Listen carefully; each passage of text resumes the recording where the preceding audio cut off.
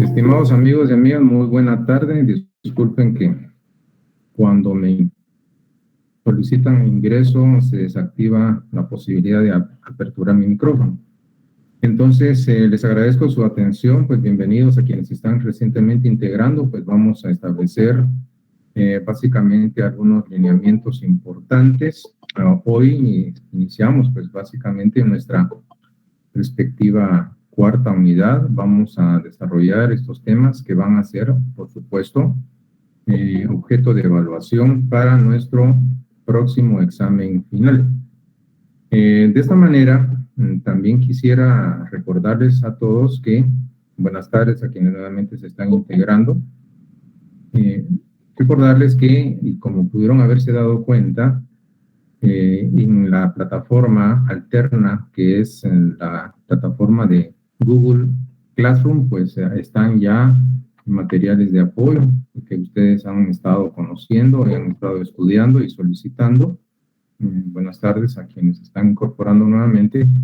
Entonces, también informarles de que tienen guías de estudio, hay material de lectura, y también les he preparado el material audiovisual donde aparecen repasos básicamente sintetizados de los aspectos que se han explicado en clases virtuales, en este caso presenciales en esta actividad sincrónica.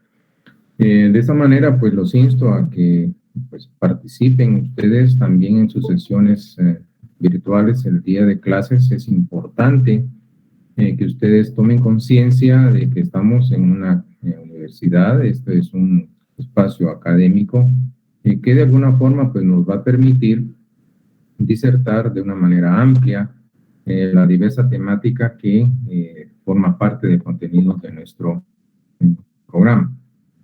Así es de que, sin más, pues vamos, por respeto a ustedes, pues a iniciar nuestra actividad.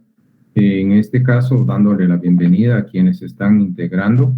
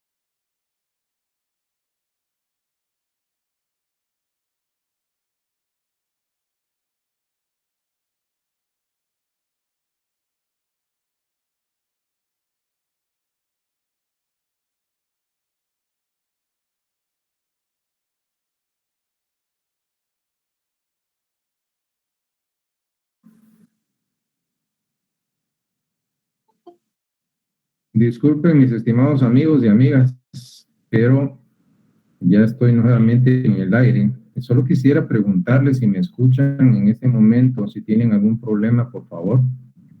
¿Pueden abrir? Sí. Bueno, les agradezco, mis estimados amigos, pues claro, disculpen, pero realmente es la segunda vez que me ocurre en menos de 15 minutos. Hay ciertos problemas, en este caso en el sistema de energía eléctrica del área donde me encuentro. Entonces, bajo estos aspectos, sí les voy a encargar esa situación. Tendríamos que ver algunos elementos interesantes relacionados con nuestra temática. Solo disculpen, vamos a establecer algunas cuestiones por acá.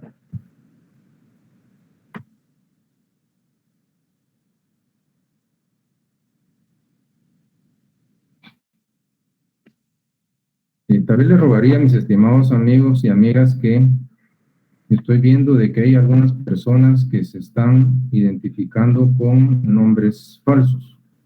Entonces, sí me interesaría, disculpen, sí estaba viendo alguna situación, no sé por qué, a pesar de las instrucciones que he estado dando, pues están utilizando algunos elementos para ocultar su verdadero nombre. Entonces, Si se da esta situación de interrupción, porque parece ser que todavía continúa en otros espacios, espero que no ocurra acá, entonces déjenme determinar algunas cuestiones.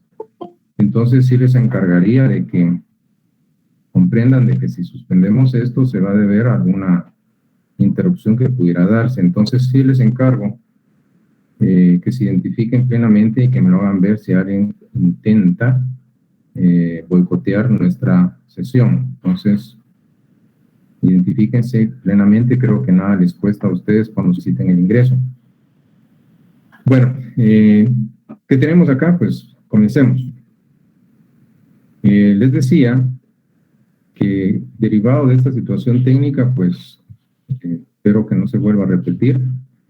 Entonces vamos a trabajar en esta nueva unidad que se refiere pues básicamente a nuestro contenido de la unidad respectiva, que es básicamente la cuarta unidad. Bueno, entonces, ¿qué mencionamos? Pues vamos acá, 122 asistentes, pues claro, siempre hay un espacio, son 100 personas las que no asisten a clase, es un número bastante considerable, pero cada quien tendrá sus motivos por los cuales no hace presencia en clase, pero vamos a trabajar sobre esta situación, que tenemos un déficit de 100 alumnos, es considerable la cantidad, pero algunos dirían, pues están estudiando para el examen de mañana, pues, contradictorio, pues esto que voy a explicar va a ser objeto de evaluación en el examen final, pero bueno, trabajemos. Les decía que bajo este aspecto, pues desarrollamos nuestra cuarta unidad, que es esta, que es el tema de la denominada jurisprudencia técnica. Si ustedes se dan cuenta, pues lo que podríamos ver básicamente es esto. Este tema, como se los he estado comentando a ustedes, va a formar parte de las, y tiene relación, por supuesto, muy estrecha con las sesiones que vamos a tener en la quinta y, por supuesto, también en la sexta unidad. Tiene una relación muy estrecha y, por lo tanto, pues podemos establecer o determinar básicamente lo siguiente. La jurisprudencia técnica, bajo estos aspectos, pues representa un tema que está denominado de esa forma en nuestra unidad número 4. En nuestro programa se nos piden algunos elementos importantes. ¿Qué es lo que se pretende a nivel del programa? Pues básicamente nos piden esto que ustedes tienen en su pantalla. Si esto es así, entonces tendríamos, por un lado, la definición. Luego establezcamos, por otro lado, pues tendríamos los aspectos de la jurisprudencia técnica y vamos a mencionar estos dos, que son la sistemática jurídica y la técnica jurídica. Entonces, comencemos. Si ustedes analizan y recuerdan, esta palabra jurisprudencia, vamos a dejarla hasta acá. No utilicemos el calificativo que en este caso aparece, sino solo la jurisprudencia. Ustedes ya habrán escuchado, por supuesto, este término, y si hacemos un tanto de memoria y nos vamos hacia atrás y vemos, en este caso, en nuestro respectivo primer semestre, ¿se recuerdan ustedes que habíamos hablado de la denominada jurisprudencia? ¿En dónde abordamos este tema? Pues lo abordamos cuando se desarrolló básicamente las fuentes del derecho. Recuerdan ustedes que en el tema de las fuentes del derecho, lo que estábamos viendo en esta situación era hablar de una fuente formal o secundaria que es de creación, formulación y proceso jurisprudencial, y también hablábamos del producto final de ese proceso jurisprudencial, que es la jurisprudencia, como fuente formal o secundaria de aplicación. Pero básicamente lo que vamos a establecer o determinar en nuestra respectiva sesión, solo disculpen, un llamado para quien se hace en este caso. Aquí tenemos Débora Galindo, tiene duplicidad de registro en nuestra sesión. Débora Galindo, por favor, en todo caso, no puedo identificar quién es quién.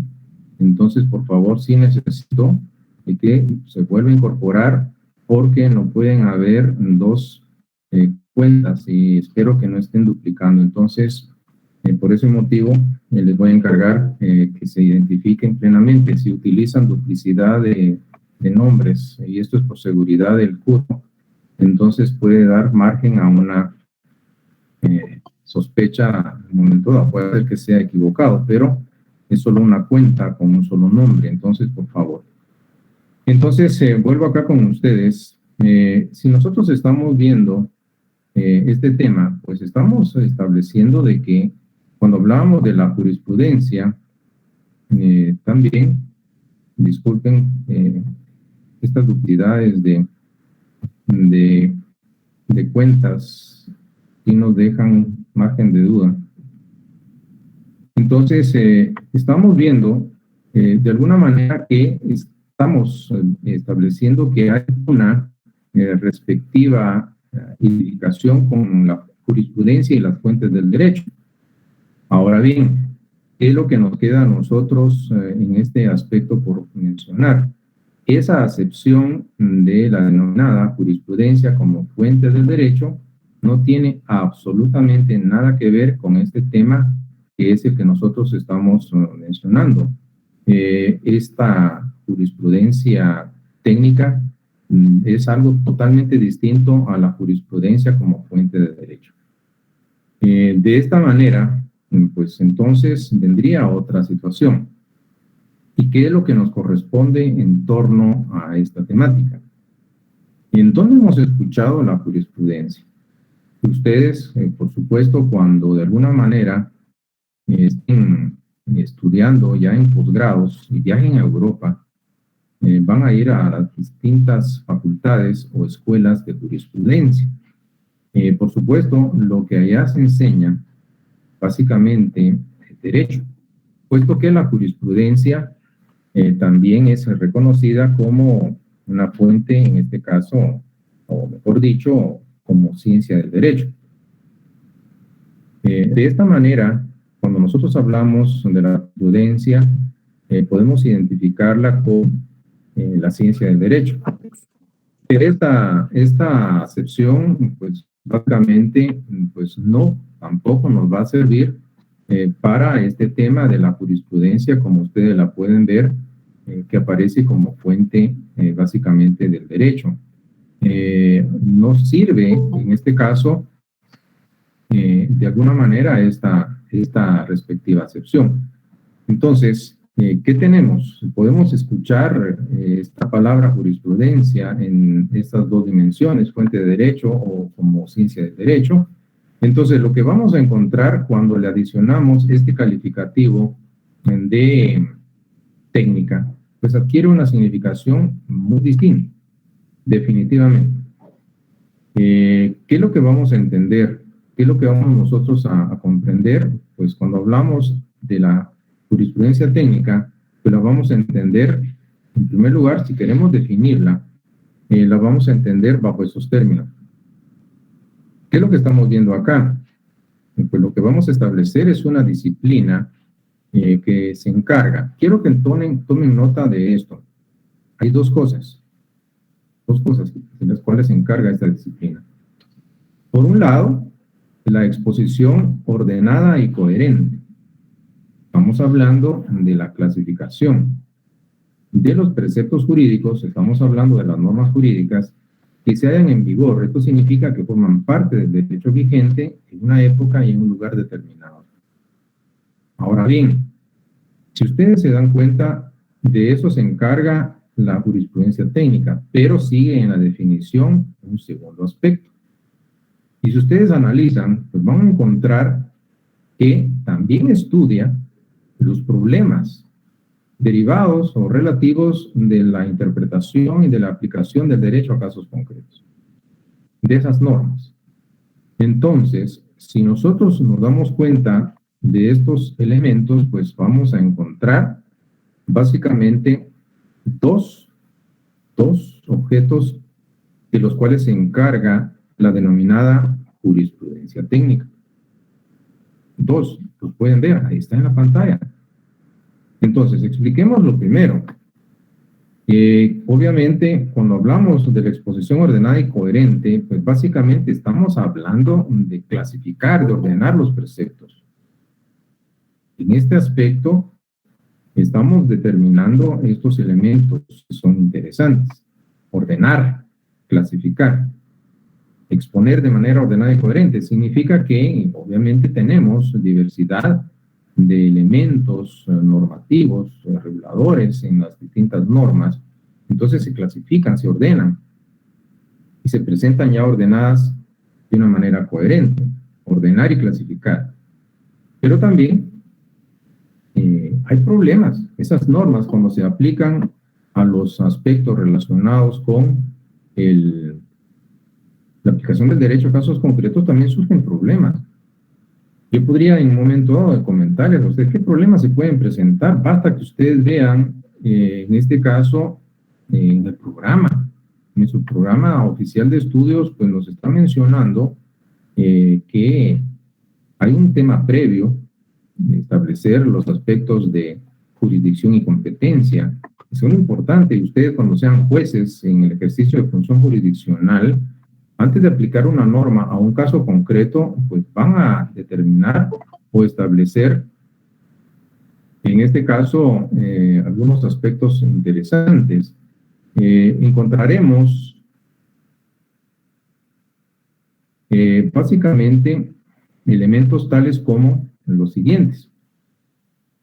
Podríamos ver que, por un lado, pues, determinar si pueden ejercer jurisdicción y competencia en un caso concreto.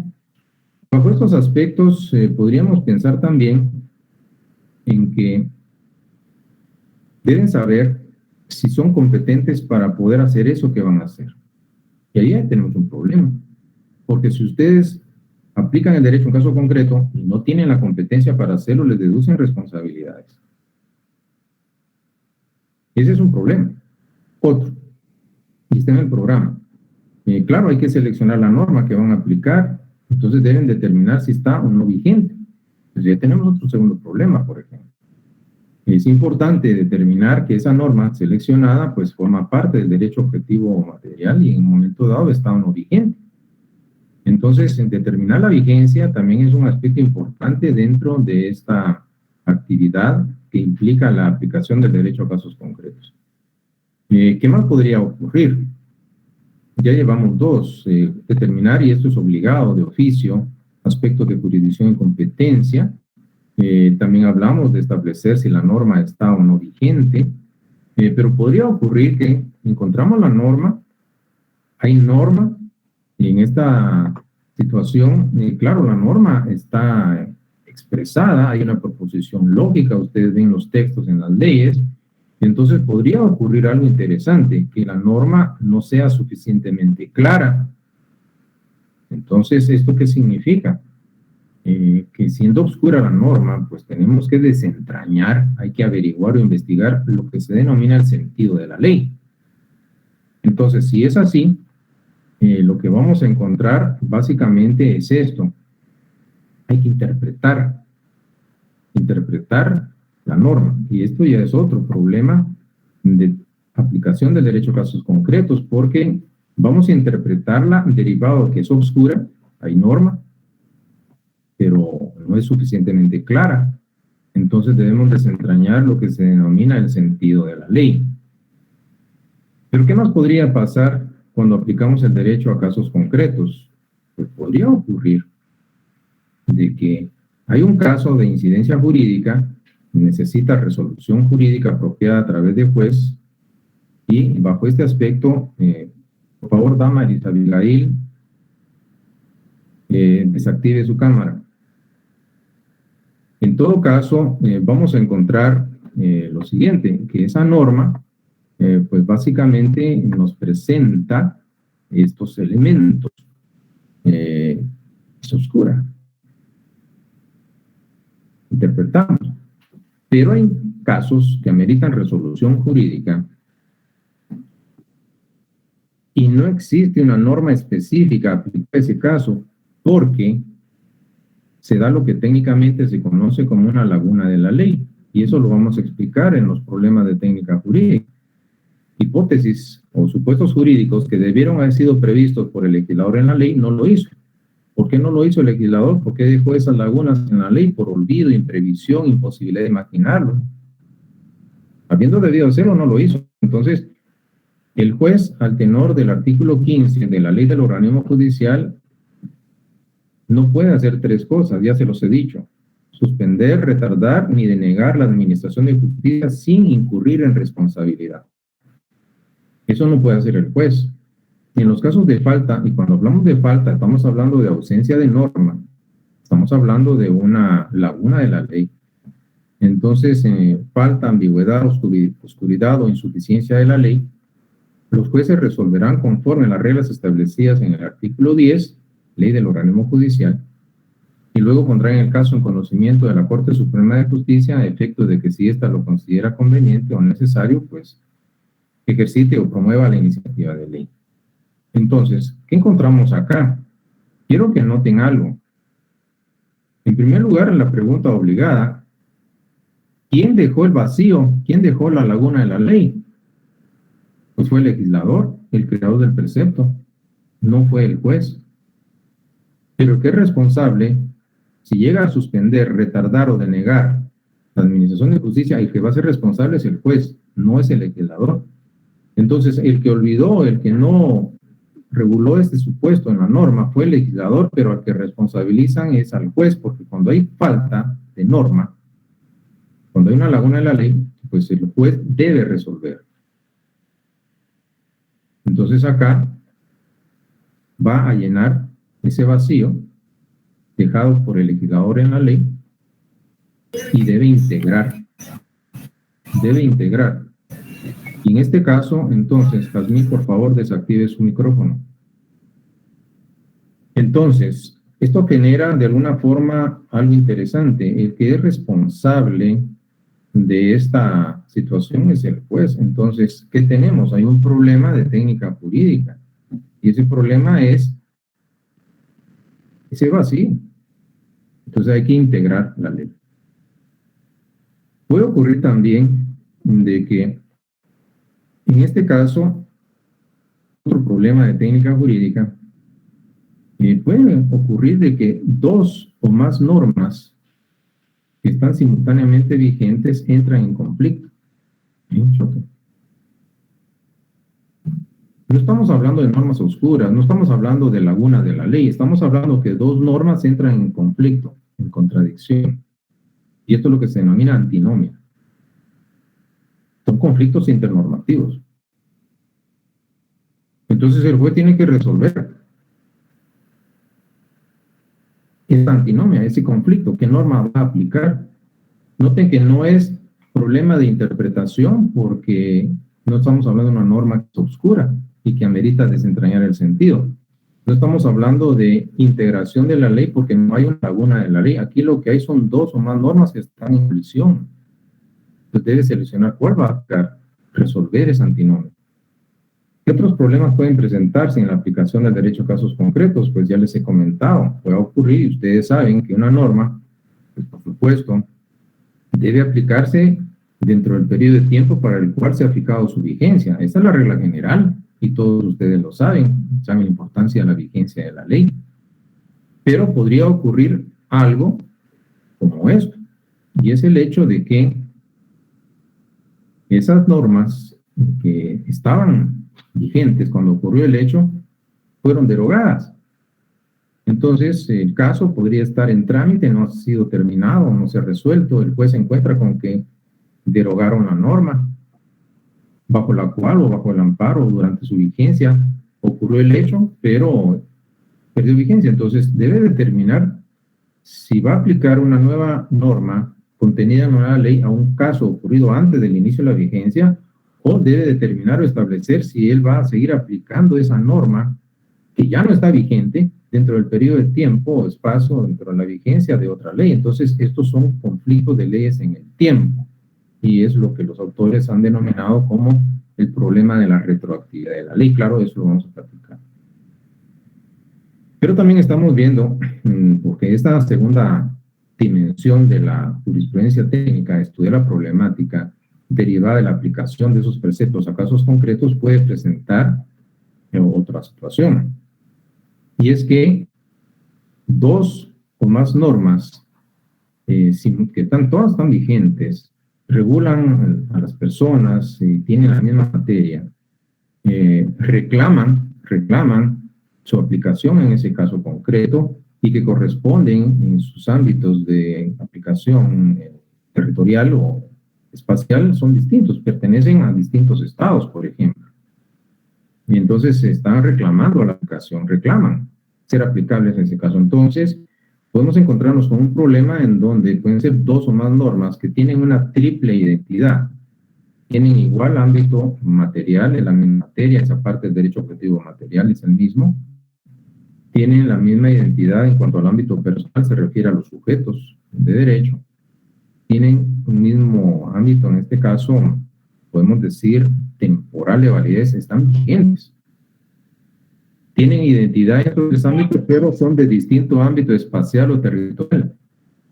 Entonces, en principio, a priori reclama su aplicación en ese caso. Entonces, el juez debe resolver qué norma entre varias simultáneamente vigentes que se refieren a las mismas personas, que se refieren, están en este caso, a la misma materia, pero tienen distinto ámbito espacial o territorial, va a aplicarse, y es aquí donde surgen los denominados conflictos de leyes en el espacio, que es otro problema derivado de la aplicación del derecho a casos concretos que podría darse.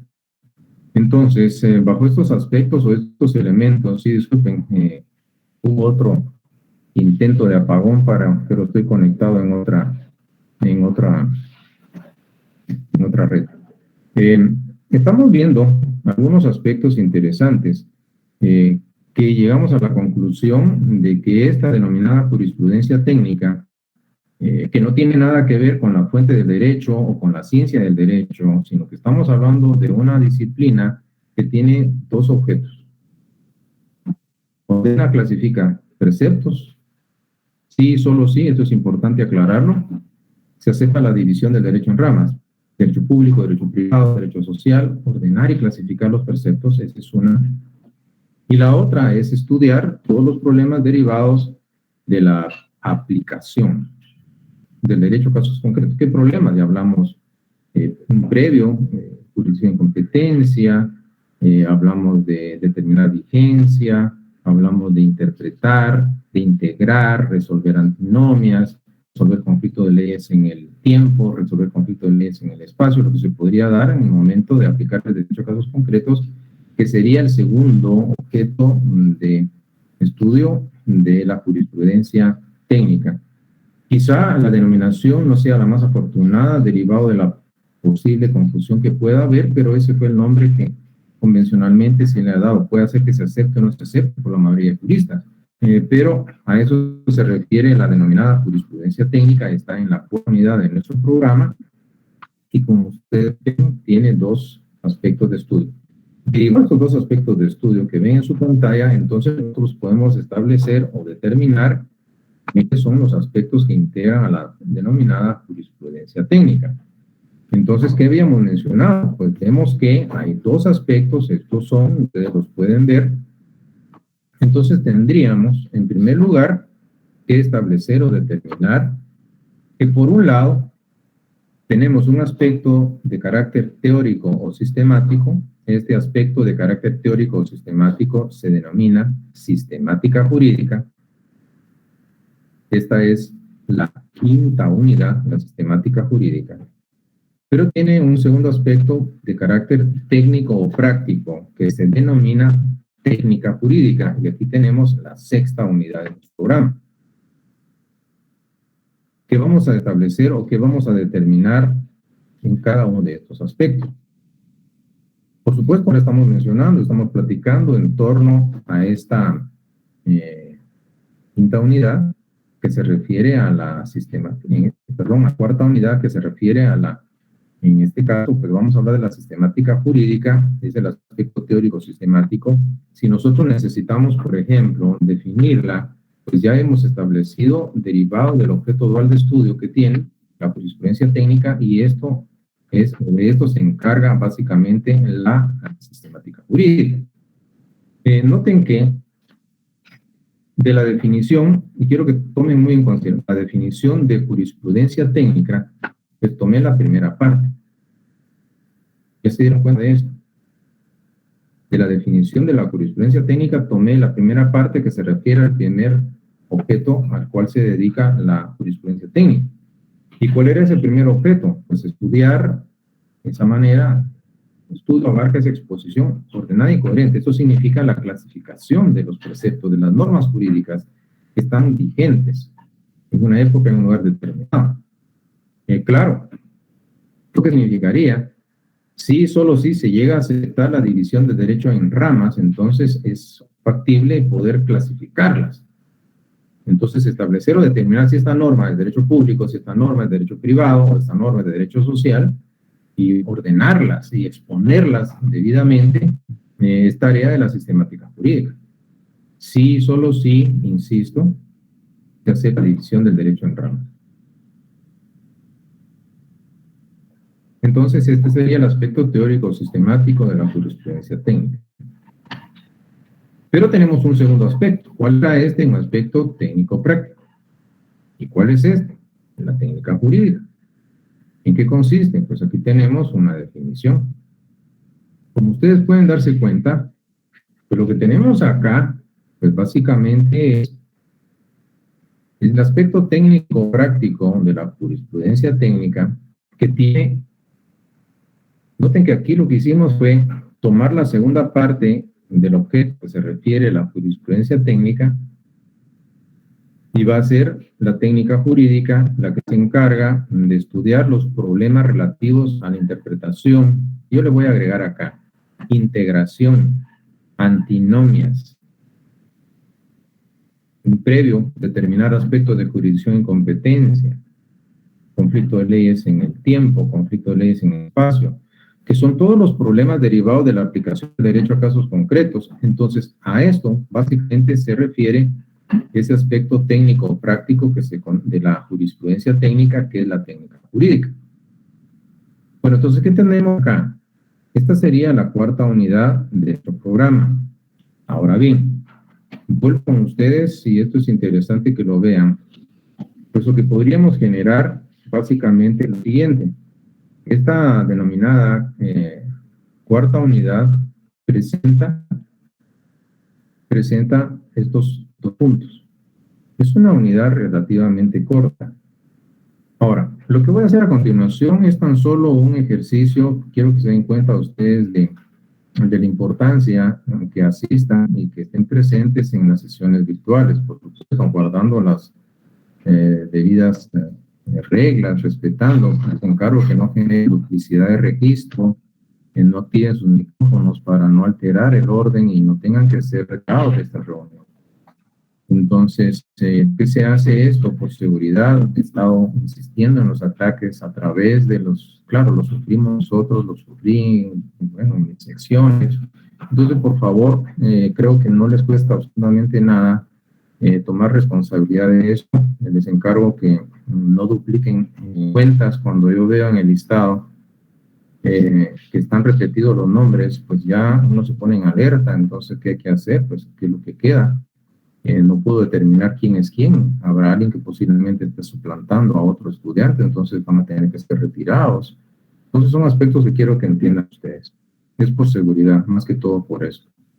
Si se saben comportar, creo que no hay ningún problema. Van a permanecer en la sección. Utilicen, por ejemplo, y se los he pedido mucho, identifiquen con su nombre legal. No hay ningún inconveniente. Es una sesión virtual en una academia, en una unidad académica. Entonces, por favor, no sé cuál es la insistencia de algunas personas de utilizar nombres falsos o nombres supuestos o sobrenombres. Entonces, voy a continuar acá. Y entonces, ¿qué tenemos en este aspecto? Si alguien quiere, pues claro, voy a instarlos a que si quieren participar. Es tan solo un pequeño experimento que voy a hacer con ustedes. Si tienen a la mano un cronómetro, les encargaría que lo preparen. Les voy a dar unos segundos para que lo puedan ubicar.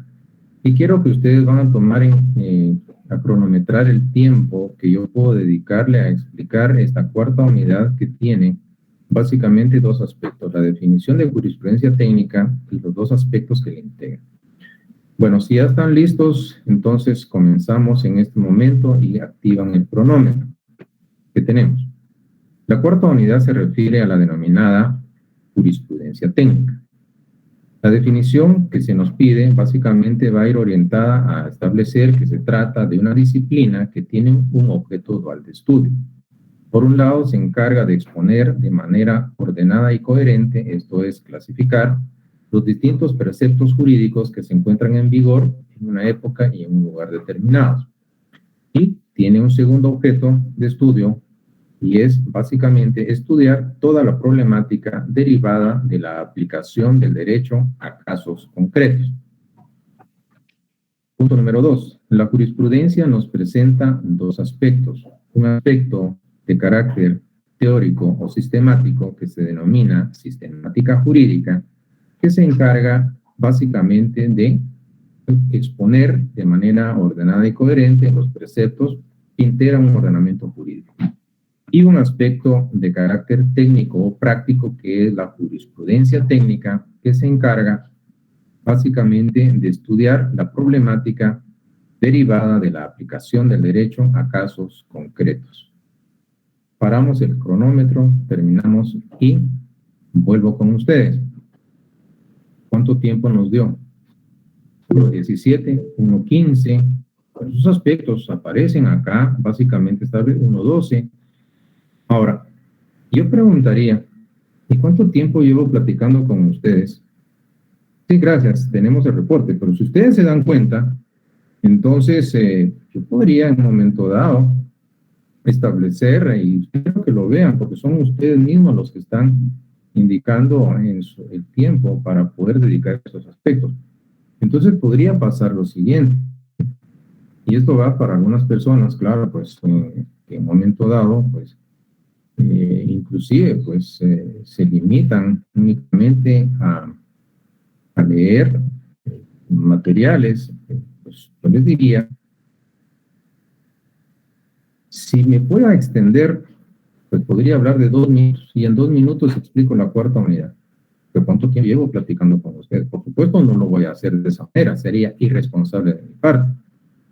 Pero aquellas personas que no asisten a clase, aquí tendríamos una situación complicada, porque imagínense que se limiten únicamente a memorizar las definiciones. ¿Qué cree que pasaría? ¿Tienen realmente la comprensión de qué se refieren? Claro, estamos en una aula universitaria. Entonces, por supuesto de que va a haber un conocimiento que no van a adquirir, y esa es la importancia por la cual, insisto, recuerden, están en una carrera universitaria, y por si ya se les olvidó a algunos o a varios, el próximo semestre ustedes van a tener ya la incorporación al área profesional de la carrera. ¿Qué significa esto? Imagínense ustedes que en el primer semestre, el curso de Introducción al Derecho 1, pues les presentó temática jurídica. Y en el segundo semestre, Introducción al Derecho 2 y Derecho Romano también les presentó contenido jurídico. En el tercer semestre van a tener 5 cursos, 5 cursos relacionados específicamente con contenido jurídico. Entonces, ¿qué es lo que nos queda? Ustedes ya se dieron cuenta de lo que espera o lo que les viene en un momento dado de la carrera. Entonces, por favor, sí les encargaría su asistencia. No puede en un momento dado, pues imagínense. Claro, esto no es crítica, solo es una sugerencia. Así que alguna persona puede decir, mire, no tengo tiempo de asistir a clase. Inclusive en la sesión anterior, pues había una persona que insistía, mire, licenciado, iba a presentar las diapositivas y las va a compartir, y miren, más se fue su angustia, más se tardó en escribir en el chat. Cuando vi, pues, A los 15 minutos, pues ya iba para afuera. Entonces entiendo de que hay responsabilidades, hay trabajo, lo que ustedes quieran, sí, pero también es importante que recuerden que esta es una carrera universitaria. Entonces, lo que viene el próximo año, pues imagínense, 5 cursos como introducción al derecho juntos. Por favor, si lo están haciendo responsablemente no van a tener ningún problema, pero sí deben considerar estos aspectos. Bueno, entonces, ¿qué tendríamos? Pues les comento, aquí estaríamos terminando esta cuarta unidad y ahora, pues por supuesto, pues voy a pasar con ustedes a exponer lo que viene y va a ser, obviamente, nuestra quinta unidad. ¿Qué tendríamos acá en la quinta unidad? Si ustedes se han dado cuenta, en nuestro programa, pues prácticamente tenemos que la quinta unidad se refiere a esto, la jurisprudencia, la sistemática jurídica. Ahora, ¿de qué vamos a aplicar acá? De algo que habíamos platicado, obviamente. Es interesante que ustedes lo entiendan. Esto ya lo hemos estado mencionando. ¿Qué es la sistemática jurídica? Pues ya vimos que hay un aspecto teórico o sistemático de qué? De la jurisprudencia técnica. ¿Y de qué se encarga la sistemática jurídica? De exponer de manera ordenada y coherente los preceptos jurídicos que se hallan en vigor en una época y en un lugar determinados, clasificarlos, ubicarlos dentro de las diversas ramas que del derecho se reconocen, sí y solo si se acepta la división del derecho en ramas. Pero no todos los autores aceptan y como se los voy a explicar a ustedes, o admiten la posibilidad de que el derecho se pueda dividir. Bueno, entonces, ¿qué tenemos por mencionar acá? En primer lugar, en nuestro programa se nos va a pedir básicamente lo siguiente.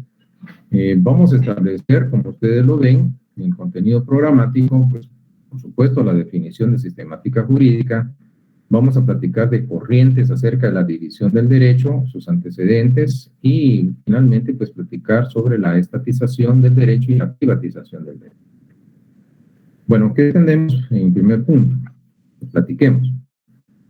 Siguiendo el orden de nuestro programa, pues lo que tendríamos que mencionar es una definición, pues vamos a encontrar y vamos a proponer esto, que tienen ustedes en la pantalla, que se refiere a una definición, nada más, de la sistemática jurídica. Es una disciplina, por supuesto, nomográfica, que, bueno, en primer lugar, pues vamos a establecer como tarea la nomografía, que consiste. Lo que vamos a encontrar en términos muy precisos o puntuales es que hay una disciplina que se encarga de ordenar y clasificar. Entonces, lo que tendríamos acá es que hay un objetivo que pretende la sistemática jurídica. Exponer, va a presentar de una manera ordenada y coherente, por lo tanto va a clasificar esas disposiciones, esas normas, esas reglas, que pueden tener un origen, dependiendo de la fuente de la cual se en el ordenamiento jurídico, puede tener un origen consuetudinario cuando la costumbre es la fuente que la nutre, o puede ser una norma que se incorporó por la vía jurisprudencial, el proceso jurisprudencial, y ustedes conocen la jurisprudencia como fuente de derecho, o podría ser que esa norma se incorporó al ordenamiento jurídico a través del proceso legislativo, ya ustedes conocen en qué consisten las etapas del proceso de formación y sanción de la ley en Guatemala. Entonces, estas normas, independientemente de la fuente que las nutre, van a integrar un ordenamiento jurídico que forma parte de ese sistema normativo. Pues bien, entonces, la sistemática se encarga de hacer eso, clasificar y exponer de una manera ordenada y coherente esos preceptos. Ahora, si esto lo conocemos, pues obviamente la sistemática jurídica va a comprender definitivamente un criterio que sería aceptar la división del derecho en ramas. Si es así, entonces aceptando la división del derecho en ramas, entonces lo que estaríamos viendo básicamente es que así, en ese contexto, sí se podría hablar de la clasificación del derecho en ramas. Pero si no se acepta o no se admite que el derecho pueda ramificarse o dividirse, entonces no hay más. no tendría ningún sentido pues hablar de la sistemática jurídica cuando definitivamente no se reconoce la división del derecho.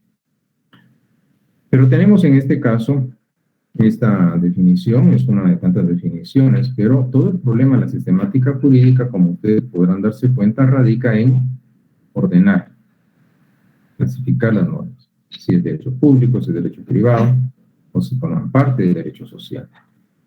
¿Qué más tendríamos por mencionar? Pues lo siguiente. Tendríamos que el problema, como yo les comentaba, es la ubicación. Pero aclaro, sí y solo sí se acepta o se admite que el derecho se pueda dividir. Y ustedes preguntarán por qué insiste tanto en esto, porque lo que les voy a mencionar a continuación posiblemente les va a dejar más en claro el por qué se los estoy diciendo. Entonces, ubicar si forman parte del derecho público, del derecho privado o del derecho social, que son las tres, en este caso, ramas que tradicionalmente pues, se han reconocido del derecho. Ahora, si esto es así, entonces tendríamos que ver algo interesante, y sería lo siguiente. Ustedes podrán darse cuenta de las corrientes acerca de la división del derecho. Aquí definitivamente voy a tener que hacer un paréntesis, si era el que les había comentado.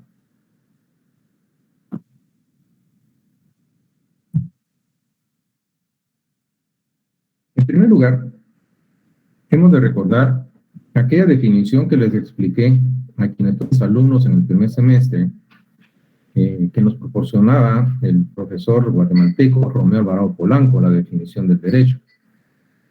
¿Recuerdan ustedes que se mencionaba que en esa definición, claro, es una de tantas definiciones del derecho, y que nos dice que el derecho es un sistema coactivo de normas generadoras de autorizaciones y deberes, que básicamente regulan la conducta externa de las personas en sociedad, y entendemos que el Estado las ha declarado de observancia obligatoria en una época y un lugar determinado, con la finalidad de lograr la satisfacción de los intereses inherentes a ese colectivo social y además o adicionalmente proteger o mantener a dicha organización estatal que la crea. Esta es una definición, por supuesto, que se expliqué el semestre anterior, pero voy a destacar un elemento que también, sobre el cual enfatizamos. ¿Se recuerdan ustedes que en esa definición se dice que el derecho es un sistema? Entonces, la mayoría de autores, cuando definen al derecho, podrán darse cuenta, nos dicen que es un conjunto. Entonces, ¿cuál es la diferencia entre que sea sistema o sea un conjunto? Bueno, la diferencia básicamente radica en que, y hemos de recordar esto, el concepto de sistema subsume, abarca o comprende la idea de conjunto. ¿Qué significa? Que todo sistema necesariamente implica un conjunto, pero no todo conjunto necesariamente va a implicar un sistema. Eso lo explicamos en el semestre pasado. ¿Y cuál era el ejemplo? Por ejemplo, bueno, en este caso, cuando estábamos en las aulas universitarias, yo les pedía favor allá a los alumnos que estaban en el S12, y que dicho sea de paso, ahora está utilizándose, es un centro de vacunación contra el COVID-19 en este edificio, pues ahí están instalados. Pero le pedía favor al alumno que estaba cerca del interruptor, que se encontraba a unos 10 metros, 12 metros de distancia donde yo me encontraba, y le pedía a favor que apagara y encendiera las luces. Y teníamos pues una serie de lámparas que simultáneamente se encendían y apagaban.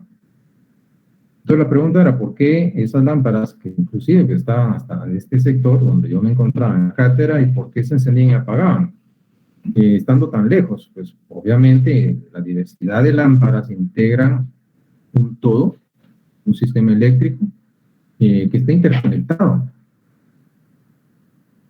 Pero también les decía, imagínense ustedes que quitáramos todos estos componentes eléctricos, las lámparas, los cables y todos los dispositivos eléctricos, y los íbamos a establecer, o los dejábamos en la tarima, y ahí estaban apachados. Ahí teníamos un conjunto de materiales eléctricos. Lo mismo que estaba arriba, interconectado, lo íbamos a tener abajo, desconectado.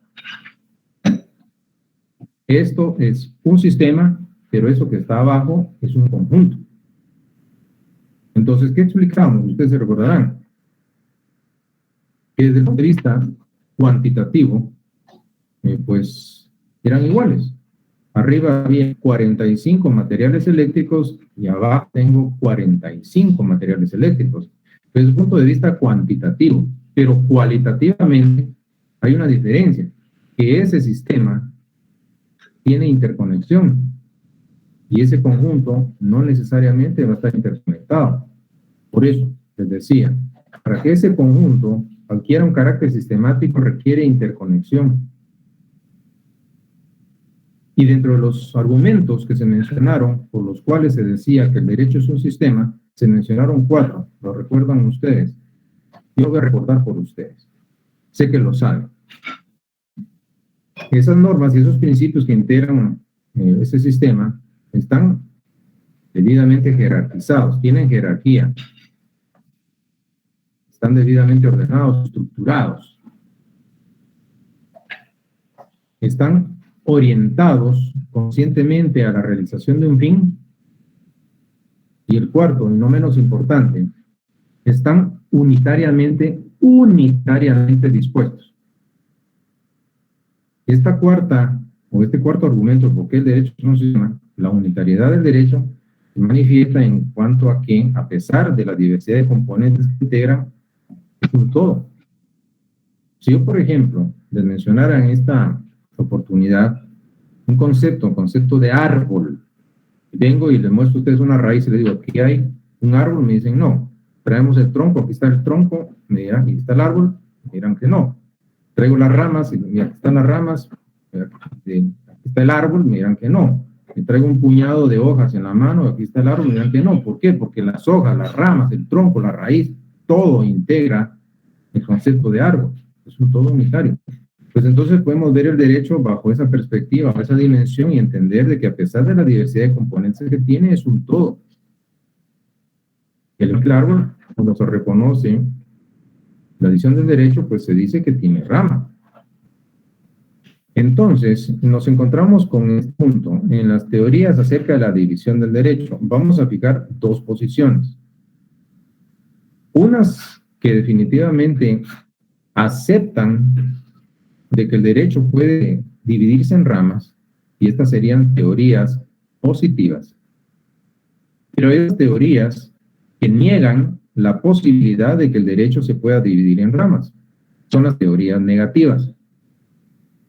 He puesto que aquí vamos a hablar de las teorías positivas, que son las que ustedes tienen ahí en la pantalla, pero estas otras denominadas negativas, voy a mencionar 3.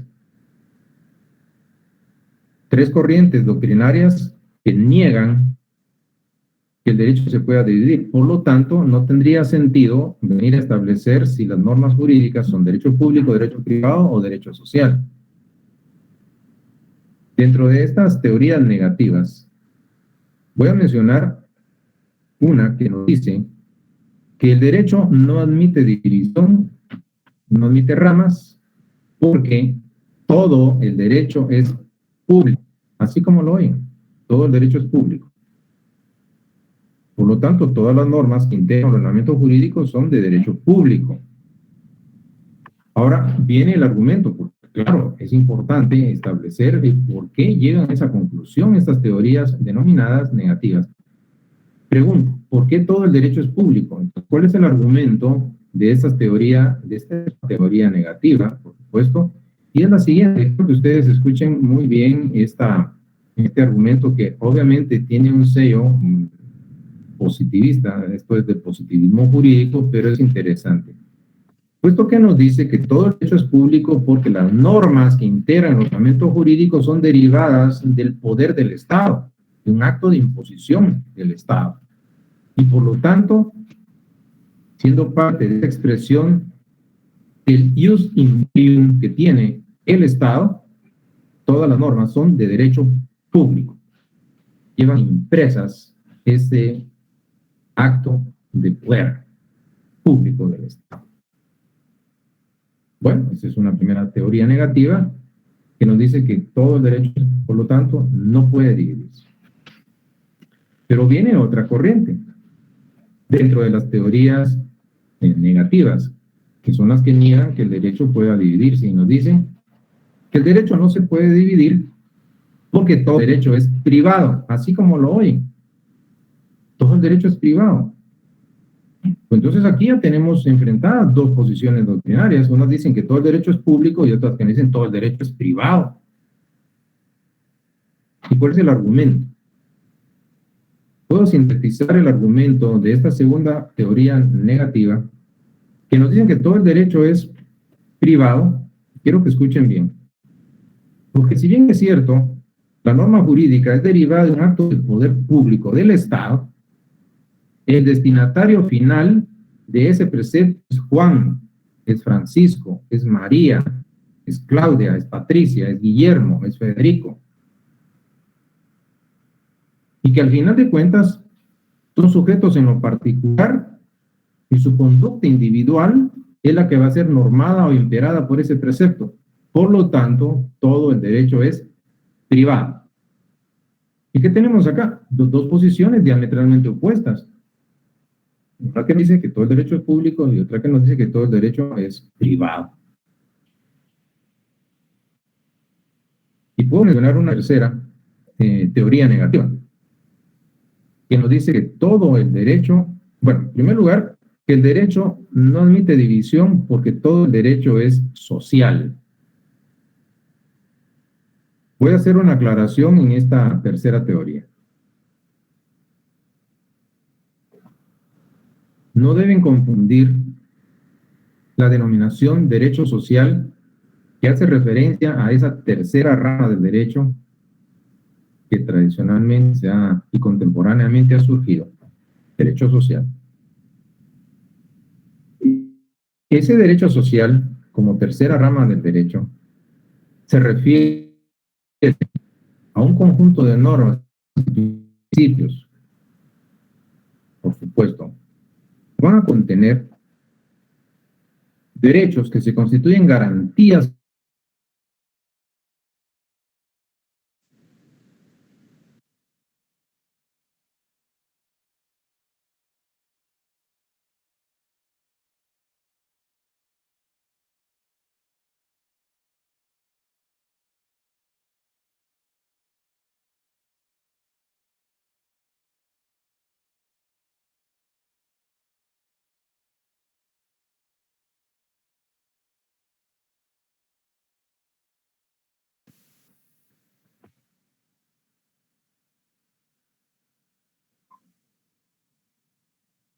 Sí, disculpen, es que se me perdió la señal por acá.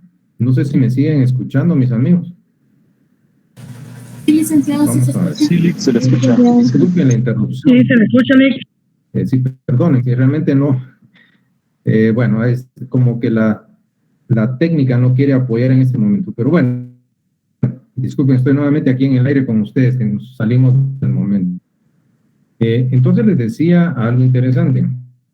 Está el derecho social. Como tercera rama del derecho, no lo vamos a identificar con esa teoría negativa que dice que todo el derecho es social, porque ese derecho social, como tercera rama del derecho, constituye un conjunto de normas y principios que básicamente son conquistas, así como lo en conquista, porque esas grandes masas explotadas, y esto podría ser chocante para personas, pero hay que verlo así, surgió de la necesidad de ese sector explotado de organizarse y lograr un reconocimiento mínimo a garantías que se constituyen derechos fundamentales dentro del ordenamiento jurídico. Y es así, entonces, como hubo necesidad, si ustedes lo quieren ver así, de que se diera esta tercera rama de derecho, el derecho social, que tiene garantías que son irrenunciables para los grandes sectores desposeídos y explotados. Porque esas normas no fueron una concesión graciosa por parte de quienes detentan el poder económico dentro de un Estado. Y esas, para nosotros, ese derecho social representa como una piedra en el zapato, para poner alguna expresión. Pero bueno, ahí tenemos este derecho social como tercera rama. Esta teoría tercera, que dice que, teoría negativa, que todo el derecho es social y por lo tanto no admite división, lo hace no desde la perspectiva de esa tercera rama del derecho que acabo de explicar, sino desde un enfoque, un punto de vista, un criterio eminentemente sociológico. Y es, en este caso, este argumento, y con eso terminamos nuestra sesión de hoy. Todo derecho es social, por lo tanto no puede ser dividido en ramas, porque las normas jurídicas son dispositivos normativos destinados a regular la conducta humana dentro de ese colectivo social, dentro de la sociedad. Es una norma social que va a tener funcionalidades, si hablamos de la sociedad, y por lo tanto, como va a normar la conducta del hombre en sociedad, todo el derecho va a ser social. No en la acepción de la tercera rama del derecho que les acabo de mencionar, sino desde una acepción eminentemente sociológica del término. Bueno, ¿y qué tenemos acá? Voy a dejar mi sesión hasta acá. Disculpen las interrupciones, disculpen un momento por los inconvenientes. Sí les voy a decir que por favor, en las próximas reuniones, primero pues mantengan apagados sus micrófonos y también, por supuesto, sus cámaras.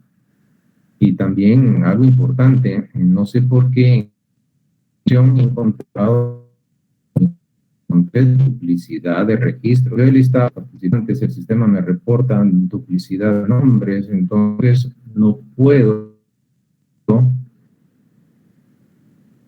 determinar quién es quién. Entonces, por favor, si les encargo una sola cuenta, un solo nombre, para evitar básicamente la reunión, puesto pudiendo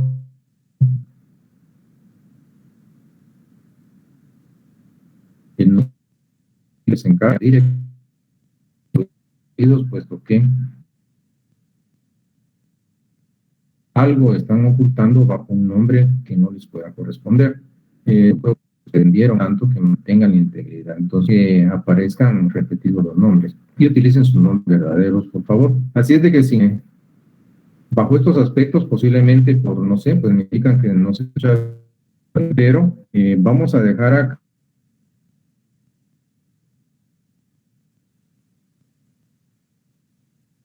indican, bueno, a pesar de, bueno, de estos aspectos se le escucha bien, otros se escucha entrecortado, pues aquí Gerson me dice que sí me escucha bien, y aquí volvimos a perder la conexión. Disculpen. Disculpen, hay bastantes aspectos que están, bueno, en todo caso, mis amigos, ¿qué tenemos? Pues esto que yo tenía para ustedes en esta tarde, y esto tenemos entonces nuestro segundo examen parcial a través de la plataforma Moodle, que ya ustedes están familiarizados. Entonces, por favor, el examen automáticamente se va a abrir a la hora programada. Estamos en este caso para las 15 horas del 14 de octubre en la plataforma Moodle. Un encargo, pues creo que está de más quizá decirlos, pues solo los voy a instar a que de una manera honesta y honrada, como lo han estado haciendo ustedes, se examinen. Es una evaluación personal, entonces deben trabajarlo individualmente, por favor, en base a los conocimientos que adquirieron ustedes a través de sus estudios. Entonces, y que esa nota que ustedes obtengan, pues sea el reflejo fiel de un conocimiento que ustedes han adquirido de una manera legítima y que, por supuesto, les pueda permitir en esta profesión tan noble, que es la de la abogacía, pues desarrollar una conducta desde los inicios íntegra y bajo esos patrones éticos y morales que deben caracterizar a quien pretende ser un abogado. Sean parte de las nuevas generaciones de abogados que van a hacer la diferencia de nuestro sistema de administración de justicia. Sin más, entonces, espero éxitos para ustedes y que estudien apropiadamente, y también decirles que traten de hacer el esfuerzo de asistir a clases, puesto que en esta sección hay básicamente al promedio de 100 alumnos que no ingresan a clase. Tengo un estimado de 122, 120 de un grupo de 222 alumnos. Entonces son 100 personas que no están en un momento dado conectándose. No tanto lo hago porque me vean a mí, ¿no? Simple, sencillamente es porque el conocimiento que me permite explicarles a ustedes la temática, entonces con que me pidan que comparta o socialice las diapositivas, no sirven si no hay explicación previa. Hacen bien en hacerlo, están en una universidad, todavía hay un buen camino por recorrer, entonces háganlo de la manera más correcta que les pueda corresponder a ustedes hacer, y es hacerlo con responsabilidad. Ustedes tienen su responsabilidad de ese lado, yo la tengo de este lado, y podemos en un momento dado, pues como un mismo equipo, pues hacer exitoso este proceso de enseñanza-aprendizaje. Así es, mis amigas y amigos, pues son varios años los que todavía faltan, entonces, y el próximo año, pues, les espera ya el área profesional con 5 cursos en contenido jurídico.